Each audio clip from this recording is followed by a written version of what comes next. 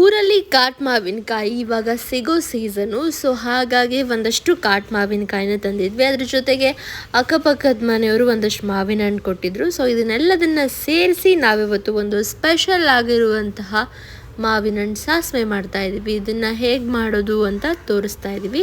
ಮೊದಲಿಗೆ ಮಾವಿನ ಹಣ್ಣನ್ನ ನೀಟಾಗಿ ತೊಳ್ಕೊಂಡು ಅದರ ಸಿಪ್ಪೆನ ತೆಗೆದು ಖಾಲಿ ಗೊರಟಲ್ಲಿ ಏನು ನಿಮಗೆ ಹಣ್ಣಿನ ಮಾಂಸ ಸಿಗುತ್ತೆ ಅದನ್ನು ಮಾತ್ರ ಈ ರೀತಿಯಾಗಿ ನೀವು ಬೇರೆ ಬೇರೆ ಮಾಡಿಕೊಂಡು ತೆಗೆದಿಟ್ಕೋಬೇಕು. ಸೊ ಇಲ್ಲಿ ಚಿಕ್ಕ ಚಿಕ್ಕ ಮಾವಿನ ಹಣ್ಣು ಇದೆ, ಜೊತೆಗೇ ದೊಡ್ಡ ದೊಡ್ಡ ಮಾವಿನ ಹಣ್ಣು ಕೂಡ ಇದೆ. ಯಾವ್ದು ಚೆನ್ನಾಗಾಗತ್ತೆ ನೋಡಿಕೊಂಡು ನೀವು ಚಾಯ್ಸ್ ಮಾಡ್ಕೋಬೋದು.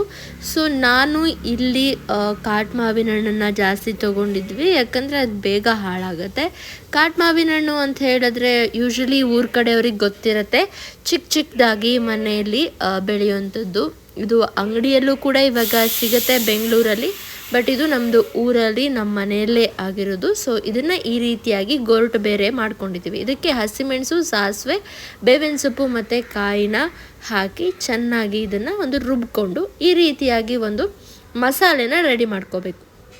ಮಸಾಲೆಗೆ ಸ್ವಲ್ಪ ಬೆಲ್ಲ ಕೂಡ ಹಾಕ್ಕೊಂಡು ರುಬ್ಕೊಂಡ್ರೆ ಚೆನ್ನಾಗಿರುತ್ತೆ.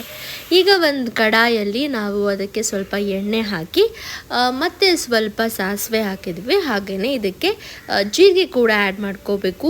ಸಾಸಿವೆ ಚಟಪಟ ಅಂತ ಹೇಳಿದ್ರ ಮೇಲೆ ಸ್ವಲ್ಪ ಜೀರಿಗೆ ಹಾಕ್ಕೋಬೇಕು. ಜೀರಿಗೆ ಜೊತೆಗೆ ಉದ್ದಿನಬೇಳೆ ಹಾಗೆಯೇ ಒಣಮೆಣಸಿನ್ಕಾಯಿ ಇದೆಲ್ಲವೂ ಕೂಡ ಒಗ್ಗರಣೆಗೆ.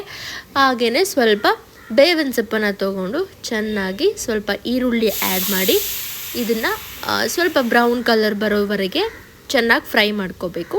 ಫ್ರೈ ಮಾಡ್ಕೊಂಡಾದ್ಮೇಲೆ ಸ್ವಲ್ಪ ಇಂಗನ್ನು ಹಾಕಿ ಹಾಗೆಯೇ ಬಿಡಿ. ಅದಾದ್ರ ಮೇಲೆ ರುಬ್ಬಿರುವಂತಹ ಏನು ಮಸಾಲೆ ಇತ್ತು ಅದನ್ನು ಹಾಕಿ ಹಾಗೆಯೇ ಬಿಡಿಸಿಟ್ಕೊಂಡಿರುವಂತಹ ಮಾವಿನ ಹಣ್ಣನ್ನು ಹಾಕಿ ಚೆನ್ನಾಗಿ ಈ ರೀತಿಯಾಗಿ ಕಲಿಸ್ಬೇಕು. ಒಂದು ಸ್ವಲ್ಪ ಕುದಿ ಬರೋ ತನಕ ಇದನ್ನು ಮಾಡಿ, ಕುದಿ ಬಂದಾದ್ರ ಮೇಲೆ ನಿಮಗೆ ಮಾವಿನ ಹಣ್ಣಿನ ಸಾಸಿವೆ ಸವಿಯೋದಕ್ಕೆ ಸಿದ್ಧ ಆಗಿರುತ್ತೆ. ಟ್ರೈ ಮಾಡಿ.